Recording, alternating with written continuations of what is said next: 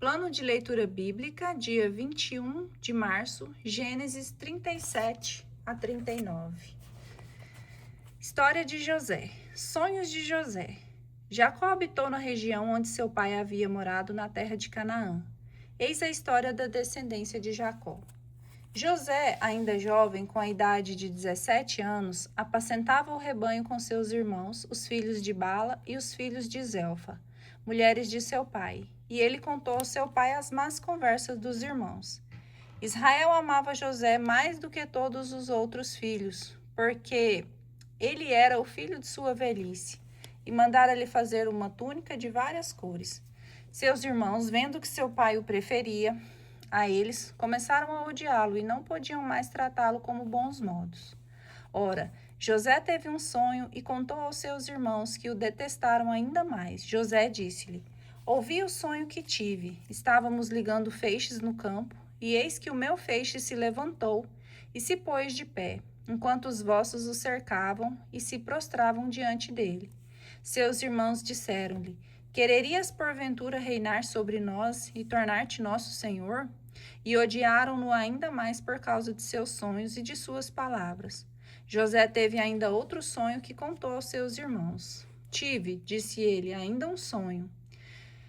O sol, a lua e 11 estrelas prostravam-se diante de mim. Ele contou isso ao seu pai e aos seus irmãos, mas foi repreendido por seu pai. Que significa, disse-lhe ele, este sonho que tivestes? Viremos acaso eu, tua mãe e teus irmãos a nos prostrar por terra diante de ti? Seus irmãos ficaram, pois, com inveja dele, mas seu pai guardou a lembrança deste acontecimento. Os irmãos de José foram apacentar os rebanhos de seu pai em Siquém. Israel disse a José: Teus irmãos guardam os rebanhos em Siquém.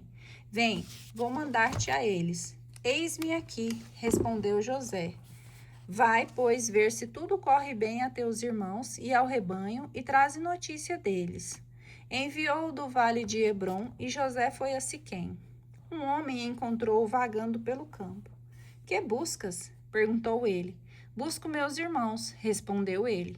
Dize-me onde apacentam os rebanhos. E o homem respondeu: Partiram daqui, e ouvi-os dizer: Vamos para Dotaim. Partiu então José em busca dos seus irmãos, e encontrou-os em Dotaim. Eles o viram de longe. Antes que José se aproximasse, combinaram entre si que o haveriam de matar. E disseram uns aos outros: Eis o sonhador que chega. Vamos, matemo-lo e atiremo-lo numa cisterna. Diremos depois que a uma fera o devorou, e então veremos de que lhe aproveitaram seus sonhos. Ouvindo-o, porém, Ruben quis livrá-lo de suas mãos. Não lhe tiremos a vida, disse ele. Não derrameis sangue. Jogai-o naquela cisterna, no deserto, mas não levanteis vossa mão contra ele, pois Ruben pensava livrá-lo de suas mãos para reconduzi-lo ao pai. José vendido por seus irmãos. Quando José se aproximou de seus irmãos, eles o despojaram de sua túnica, daquela bela túnica de várias cores que trazia, e jogaram-no numa cisterna velha que não tinha água. E sentando-se para comer, eis que, levantando os olhos, viram surgir no horizonte uma caravana de ismaelitas, vinda de Galaade. Seus camelos estavam carregados de resina, de bálsamo e de ládamo, que transportavam para o Egito. Então Judá disse aos seus irmãos: Que nos aproveita matar nosso irmão e ocultar seu sangue? Vinde e vendamo-lo aos israelitas. Não levantemos nossas mãos contra eles, pois afinal é nosso irmão, nossa carne. Seus irmãos concordaram. E quando passaram os negociantes madianitas, tiraram José da cisterna e venderam-no por 20 moedas de prata aos ismaelitas, que o levaram para o Egito. Ruben voltou à cisterna, e eis que José já não estava ali. Rasgou então suas vestes e voltou para junto de seus irmãos. O menino desapareceu, disse ele, e eu, para onde irei? Tomaram então a túnica de José, mataram o cabrito e a mergulharam no sangue, e mandaram levar a seu pai, com esta mensagem: Eis o que encontramos. Vê Se não é porventura a túnica do teu filho? Jacó reconheceu-a e exclamou: é a túnica do meu filho. Uma fera o devorou. José foi estraçalhado e, rasgando as vestes, cobriu-se de um saco e chorou seu filho por muito tempo. Todos os seus filhos e filhas vieram consolá-lo, mas ele não aceitou nenhuma condolência. É chorando, disse ele, que descerei para junto de meu filho na habitação dos mortos. Foi assim que o seu pai o chorou. Os madianitas venderam-no a Potifar no Egito, eunuco do faraó e chefe da guarda. Gênesis capítulo 38. Judá e Tamar. Naquele tempo, Judá, apartando-se dos seus irmãos, foi para a casa de um homem de Odolã chamado Ira. Judá viu ali a filha de um cananeu de nome Suê e desposou-a, unindo-se a ela. Ela concebeu e deu à luz a um filho, ao qual chamou Concebeu novamente e deu ao mundo um filho, e lhe deu o nome de Onã, e teve ainda um filho, que chamou Sela. Judá estava em Casibe, na ocasião desse nascimento. Judá escolheu para seu primogênito, uma mulher chamada Tamar. Porém, o primogênito de Judá, era mau aos olhos do Senhor, e o Senhor o feriu de morte. Então Judá disse a Onã: vai, toma a mulher de teu irmão, cumpre teu dever de levirato e suscita uma posteridade a teu irmão. Mas Onã, que sabia que essa posteridade não seria dele, maculava-se por terra cada vez que se unia à sua mulher de seu irmão, para não dar a ele a posteridade.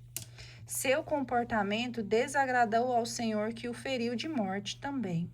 E Judá disse a Tamar, sua nora: conserva-te viúva em casa de teu pai, até que meu filho Sela se torne adulto. Não é bom, pensava ele, que também ele morra como seus irmãos. E Tamar voltou a habitar na casa paterna.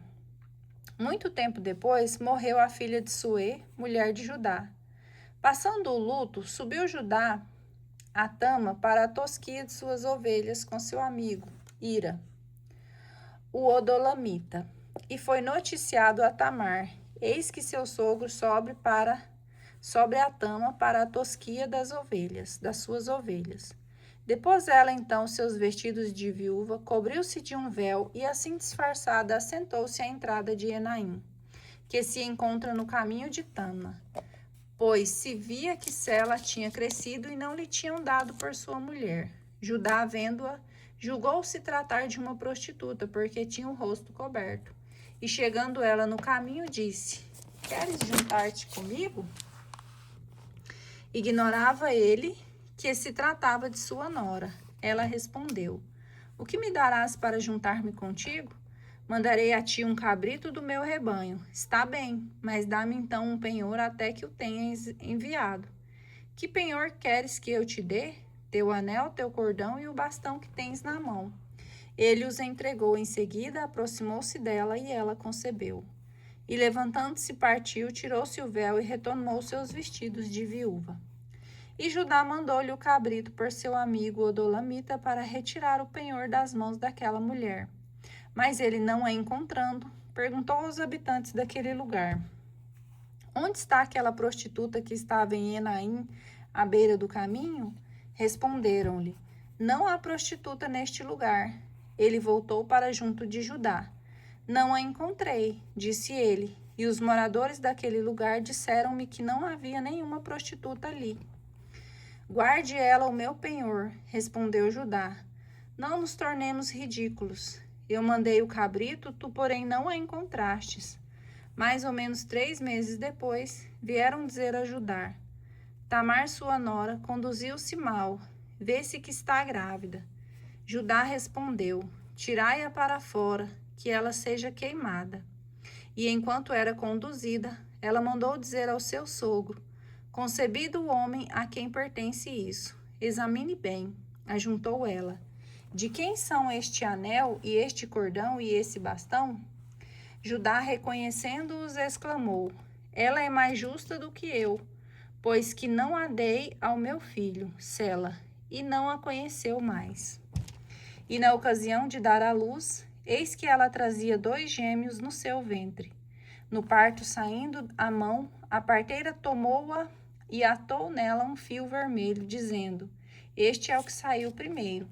Mas como ele retirasse a mão, saiu seu irmão. Que brecha fizestes? Exclamou a parteira. Que a brecha esteja sobre ti. E chamou-se Farés. Em seguida veio seu irmão, com o fio vermelho atado à mão. Deu-lhe o nome de Zara. José, mordomo de Putifar. José foi conduzido ao Egito, e Putifar, um oficial egípcio do faraó, chefe da guarda, comprou aos ismaelitas que o levavam. O Senhor estava com José e tudo lhe prosperava. Morava na casa do seu senhor, o egípcio. Seu senhor viu que o Senhor estava com ele e lhe fazia prosperar tudo o que empreendia. José conquistou a simpatia do seu senhor, que o empregou ao seu serviço, pondo-o à testa de sua casa e confiando-lhe todos os seus bens. Desde o momento em que José tomou o governo de sua casa e de todos os seus bens, o Senhor abençoou a casa do egípcio por causa de José. A bênção do Senhor desceu sobre tudo o que lhe pertencia na casa, como nos campos. Ele entregou todos os seus negócios a José, sem mais se preocupar de alguma coisa, exceto do que se alimentava.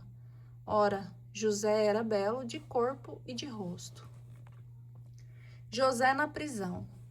E aconteceu depois de tudo isso, que a mulher de seu senhor lançou seus olhos em José e disse-lhe: Dorme comigo. Mas ele recusou. Meu senhor, disse-lhe ele, não me pede conta alguma do que se faz na casa, e confiou-me todos os seus bens. Não há maior do que eu nesta casa. Ele nada me interdisse, exceto tu, que és sua mulher. Como poderia eu cometer um tão grande crime e pecar contra Deus? Em vão se esforçava ela todos os dias falando a José. Ele não consentia em dormir com ela e unir-se a ela. Certo dia, tendo ele entrado na casa para fazer seus serviços, e não se encontrando ali ninguém da casa, ela segurou-o pelo manto, dizendo: Dorme comigo. Mas José, largando-lhe o manto nas mãos, fugiu.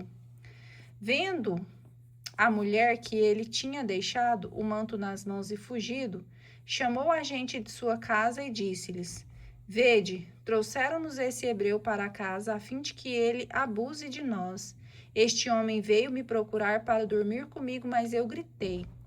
E vendo que eu me punha a gritar, deixou seu manto ao meu lado e fugiu. E guardou junto de si as vestes de José até a volta de seu senhor. E fez-lhe a mesma narrativa. O escravo hebreu, disse ela, que nos trouxestes, veio à minha procura para abusar de mim. Mas pondo-me a gritar, deixou o seu manto ao meu lado e fugiu. Ao ouvir isso de sua mulher, contando-lhe como se tinha comportado com ela o seu servo, ele enfureceu-se e lançou-se José na prisão, onde se encontravam detidos os prisioneiros do rei. E José foi encarcerado. O Senhor estava com ele, mostrou-lhe sua bondade e fez que ele conquistasse a simpatia do chefe da prisão. Este confiou a José todos os presos que ali se encontravam, e nada se fazia sem a sua ordem.